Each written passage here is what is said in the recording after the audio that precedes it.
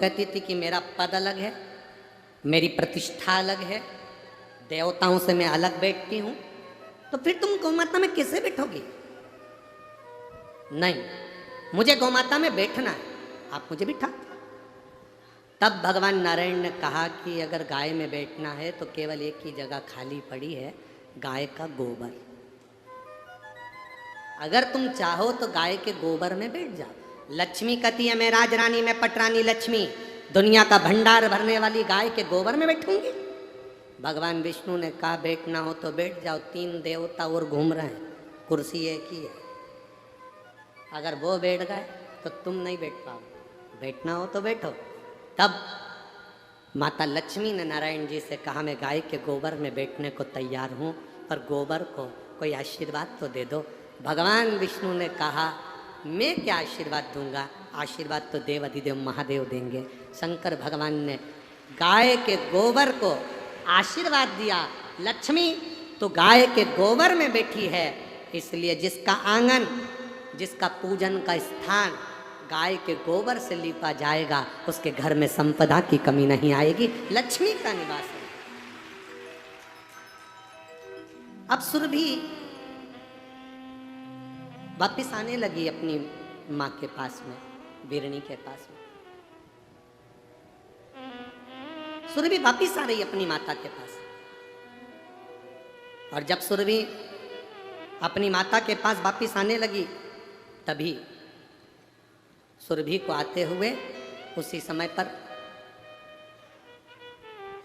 राजा दिलीप सूर्यवंश के वहां से निकल कर आ रहे थे। राज्य को जीत कर राजा दिलीप निकल कर आ रहे थे, और उन्होंने सुरभि गाय को, कामधेनु को देख कर भी प्रणाम नहीं किया। उन्होंने सुरभि गाय को, कामधेनु को देखकर प्रणाम नहीं किया। क्रोध आ गया मां। सुरभि ने विचार करा कि मैं गौ माता हूं, गाय हूं, राजा दिलीप मेरा आदर नहीं कर पा रहे, मैं श्राप देती हूं राजा दिलीप तेरे को। गाय को देखने के बाद भी तूने प्रणाम नहीं करा, इसलिए मैं तुझे श्राप देती हूं कि तेरे यहां पर संतान नहीं होगी, तेरे यहां पर वंश नहीं बढ़ेगा, तेरे यहां पुत्र पैदा नहीं होगा।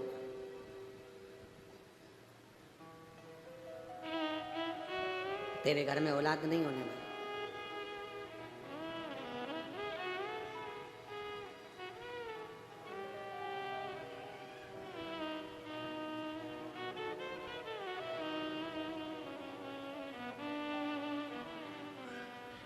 दिलीप, राजा दिलीप आए, उनके घर में वंश नहीं बढ़ रहा, उनके घर में संतान नहीं हो रही। बड़ी चिंता में व्याप हो गए राजा दिलीप, बड़ी चिंता लगी, बड़ा टेंशन। तब अपने गुरुजी के पास में गए और गुरुजी के पास में जाकर निवेदन करा, डिले कम करो। अपने गुरुजी के पास जाकर निवेदन किया, अपने गुरुजी के पास जाकर कहा गुरुवर, गुरुदेव, मेरे घर में संतान का सुख नहीं है, संतान कैसे होगी मेरे यहाँ औलाद का सुख नहीं, संतान का सुख नहीं, आप कृपा करिए। वशिष्ठ बाबा ने कहा मेरी गाय ये नंदनी लेकर जाओ, इस गाय की सेवा में लग जाओ, ये गाय बैठे तो तुम बैठना, ये पानी पिए तो तुम पानी पीना, ये भोजन करे तो तुम भोजन करना, ये कहीं आराम करे तो तुम आराम करना, इस गौ माता की सेवा में लग जाओ, क्योंकि तुमने गाय का अपमान करा, इस गौ माता का तुमने सम्मान नहीं करा। सनातन हिंदू धर्म कहता है, हमारा राष्ट्र कहता है, हमारा सनातन धर्म कहता है, गौ माता अगर बीच राह में कहीं दिख भी जाए तो हमारी गाड़ी को स्लो कर कर पहले उसको प्रणाम कर लेना चाहिए कि माँ तेरी कृपा, तुझ में 33 कोटि देवता विराजमान है, तेरे अंदर 33 कोटि देवी देवता विराजे हैं। माँ तू करुणा करना, माँ ऐसी कृपा करना कि मेरी झोली खुशियों से भर आ जाए। किसी शुभ कार्य के लिए जा रहे हो, गौ माता का स्पर्श कर कर जाइए, कार्य में सफलता होती है।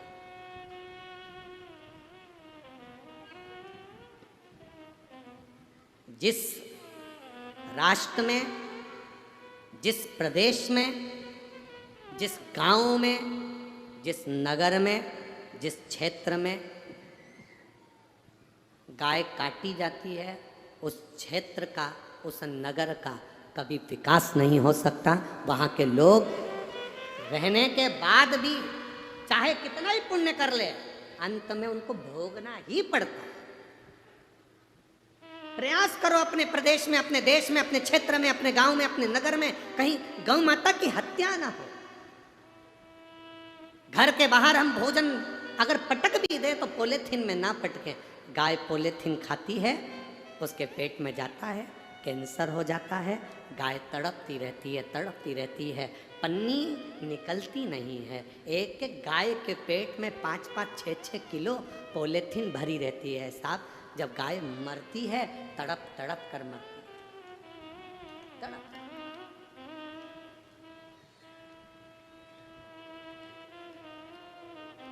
बहुत सावधानी की जरूरत है मेरी माताओं। आप गाय को रोटी दो ना दो, पर इतना जरूर करना कि गाय को अगर किसी ने पॉलीथीन में रोटी डाली है तो वो पॉलीथीन को निकाल कर अलग करना और रोटी गाय के मुख में देना। वो पॉलीथीन कहीं जमीन में कहीं दूसरी जगह गाड़ देना। पॉलीथीन, पन्नी जमीन में भी अगर पड़ी है तो 15 दिन, 20 दिन, 1 महीना, 2 महीना, 4 महीना, 6 महीना, 8 महीना, 10 महीना, 1 साल निकल जाए तो भी पॉलीथीन खराब नहीं होती। वो पन्नी के अंदर, जमीन के अंदर सड़ती रहेगी पर वो खराब नहीं होगी। वो जैसी है वैसी छार छार हो जाएगी, पर पॉलीथीन पॉलीथीन ही रहेगी। गौ माता के पेट में पॉलीथीन जाती है, उसको कैंसर हो जाता है। उसकी रक्षा करो। धर्म की, अधर्म का, प्राणियों में, विश्व का, उसकी रक्षा करना हमारा फर्ज है। जैसे हम आपसे कहते हैं कि कोई बड़ी बीमारी हो तो शंकर जी के मंदिर में जाकर 1 लोटा जल चढ़ाओ, उसी तरह गौ माता के जीवन में अगर दुख आए तो आपको खड़े रहना चाहिए। जब बड़ी बीमारी आए तो शिव तत्व का स्मरण करना चाहिए। गौ माता के जीवन में अगर दुख आए तो आपको वो पन्नी अलग करना चाहिए। सुख एक पत्र आया है,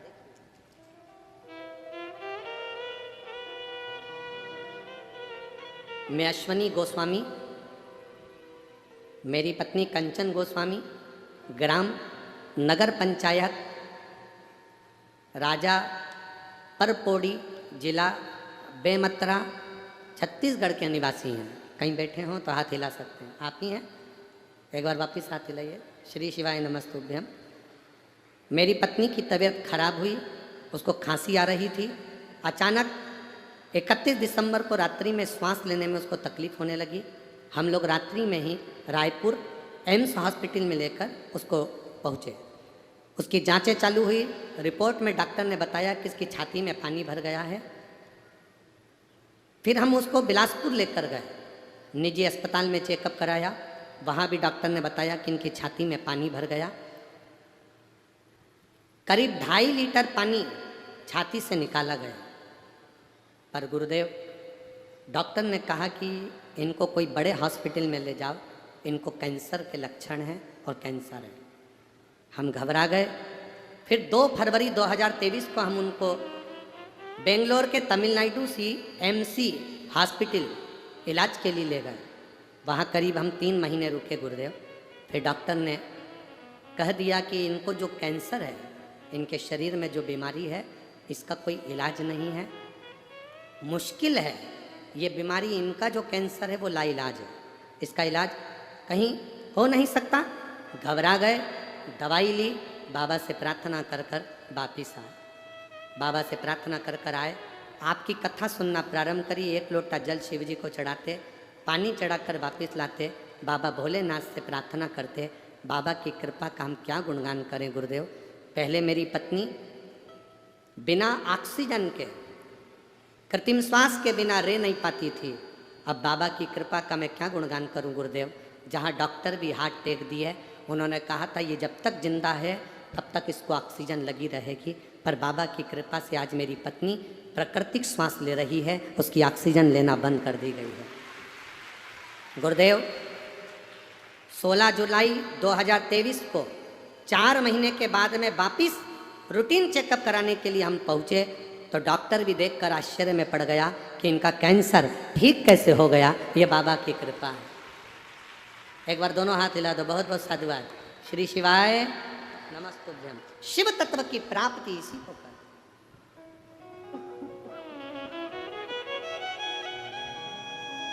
शंकर की करुणा इसी को कहते हैं। तेरी कृपा बिना ना हिले एक भी अणु, लेते हैं श्वास तेरी कृपा से तनु तनु। बखान क्या करूं मैं राखों के ढेर का, चपटी भभूत में खजाना कुबेर का। राजा दिलीप गौ माता की सेवा में लग गए। जंगल में गाय चर रही थी, सामने से शेर आ गया। राजा दिलीप का ध्यान नहीं गया, गाय रंभाने लगी। राजा दिलीप ने शेर को देखा, घबरा गया। गाय अगर खा गई, इस शेर खा गया गाय को, तो मेरे गुरु क्या कहेंगे। हाथ जोड़कर शेर के सामने राजा दिलीप खड़ा हो गया। ए बागदेव, शेर, जंगल के राजा, तुम मुझे खा जाओ और इस गौ माता को छोड़ दो। गाय को पीछे करा, दिलीप आगे हो गया। शेर में से विधाता प्रकट हो गया। उसने कहा, रे दिलीप, मैं तो तेरी परीक्षा ले रहा था, ये गाय के कहने पर मैंने तेरी परीक्षा ली थी। अब तो चिंता मत कर, नंदनी तुझे वर देगी। नंदनी गाय ने राजा दिलीप को वर दिया कि तुम्हारे घर में एक पुत्र जन्म लेगा जिसका नाम भागीरथ होगा। वो भागीरथ गंगा जी को लेकर आएगा और 60,000 काकाओं का उद्धार कर जाएगा।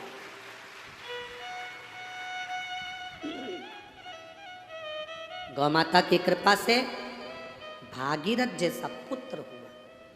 गाय सुरभि माँ, कामधेनु माँ आई। बैकुंठ से वापिस सुरभि माँ आ गई। कामधेनु बैकुंठ से वापिस आ गई, अपनी माता बिरणी के साथ में रहने लगी।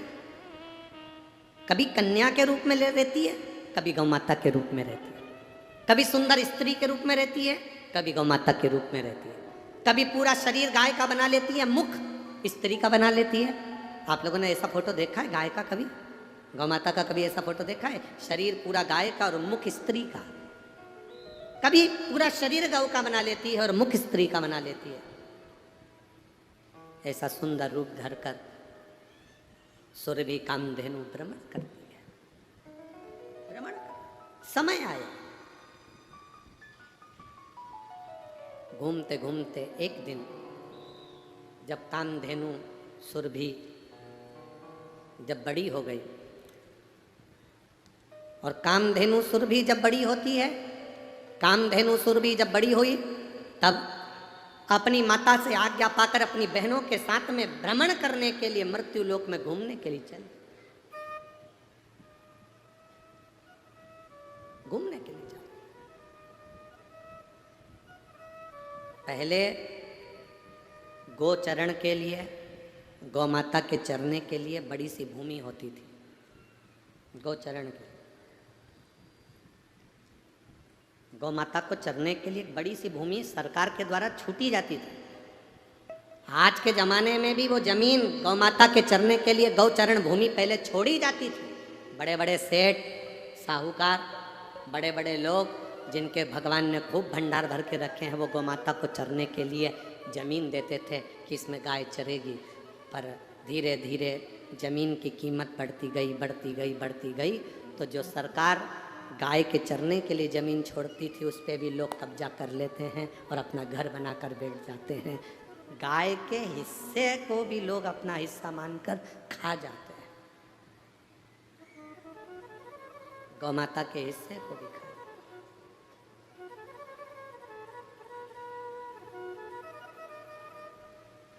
अभी आशीष आपको बोल रहा था, आपने सुना होगा, आशीष कथा के पहले बोल रहा था, तुम अन्नदान में अगर पैसा दान कर रहे हो ऑनलाइन तो उसमें लिख के भेजो व्हाट्सएप पे कि हमने अन्नदान में किया। तुम मंदिर निर्माण में दान कर रहे हो तो मंदिर निर्माण का लिखकर भेजो कि मंदिर निर्माण में दिया।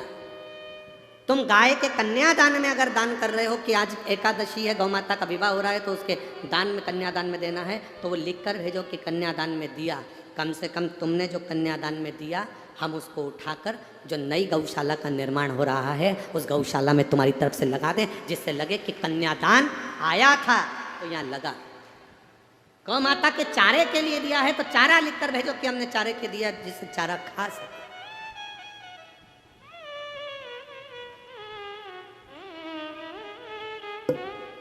ले लेना और उस लिए हुए धन को सही जगह लग जाए, गाय का गाय में लगे, अन्न का अन्न में लगे, निर्माण का निर्माण में लगे, तो समझो कि जिंदगी सार्थक है। मालूम पड़े ले लो और बाद में फिर भोगना पड़े तो जिंदगी नरक जैसी निकलती हो, जिंदगी सार्थक नहीं होती।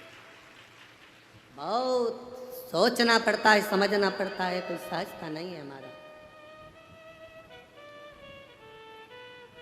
सुरभि गाय कामधेनु भ्रमण करने निकली, अपनी बहनों के साथ जा रही थी। कश्यप ऋषि स्नान कर कर संध्या करने के लिए बैठे थे और सुरभि कामधेनु निकल कर जा रही थी।